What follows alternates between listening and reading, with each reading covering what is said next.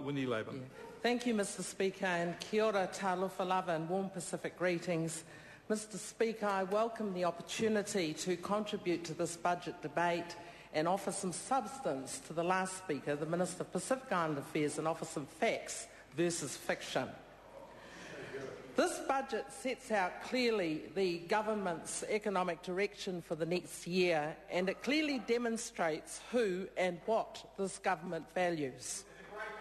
I had hoped to see a budget that was fair to all New Zealanders. A budget for the many, not the few. But what we have is an unfair budget. A budget for the me, not the we. A budget that is not fair for Pacific Island New Zealanders. A budget that is not fair for elderly New Zealanders. And a budget that is unfair for most of the people in my mana electorate.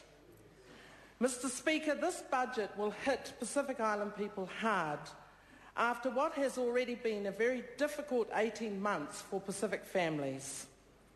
The lion's share of the tax cuts go to the wealthy at the top.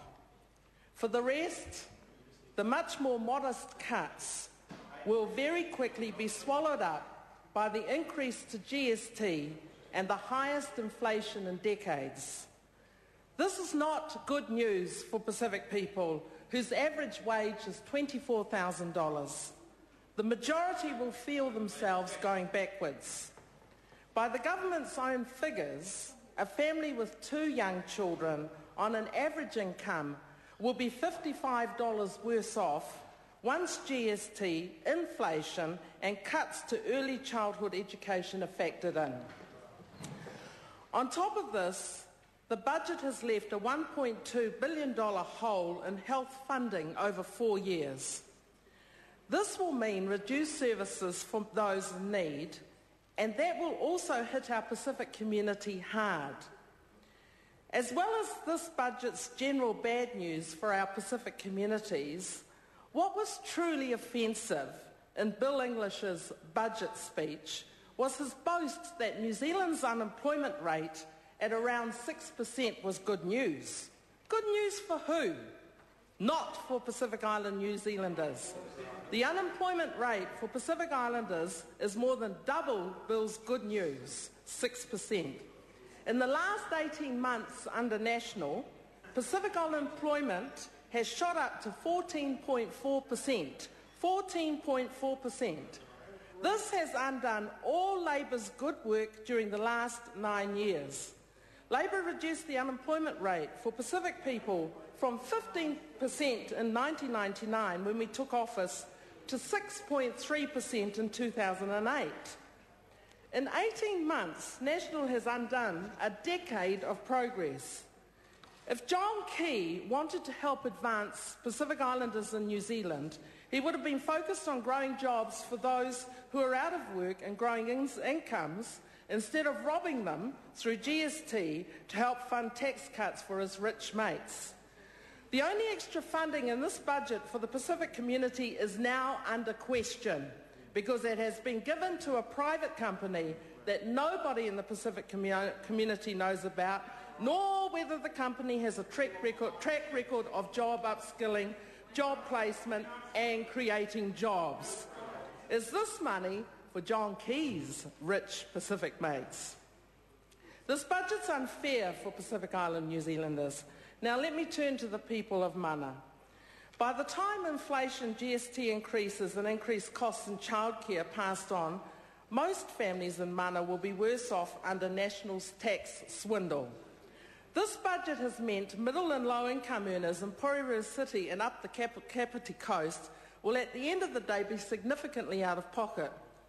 We have many families in mana with 2 young kids. They will end up $55 per week worse off after GST, inflation and early childhood charges are all taken into account. If they are renting, the problem only gets worse. Property tax changes will result in higher rents. Infometrics predicts that rental inflation will be at 5% by March next year and will increase beyond that. How can these families possibly afford these? The reality is the people on very high incomes are much better off following Tuesday's budget. People on average incomes are worse off. This year, ACC premiums have gone up, health services are being cut, and now GST has been increased, as has childcare costs. That is simply not fair that the majority of New Zealanders are paying for the tax cuts of a few people on very high incomes. To add salt to the wound in mana, it seems that there is a drop of more than 80% in state house acquisition and maintenance. Over $20 million will be lost with the demise of the Healthy Housing Program, and the acquisition of new state housing units has fallen dramatically. This is an area that relies heavily on state housing. 10,000 people are on the waiting list nationwide. Nearly 500 of these are Porirua. That's 1 in 20. To know that new units and further improvements to make houses warm and healthier are not to go ahead will cause great concern and stress. With rent set to rise, we should be supporting families into affordable accommodation, not shutting them out. People who are already struggling will continue to struggle following the budget. Labor strongly opposes the increase on GST, the cuts to health services, the cuts to state housing acquisitions, and the increase in costs of childcare to parents. In Kapiti, people are losing their employment with local businesses.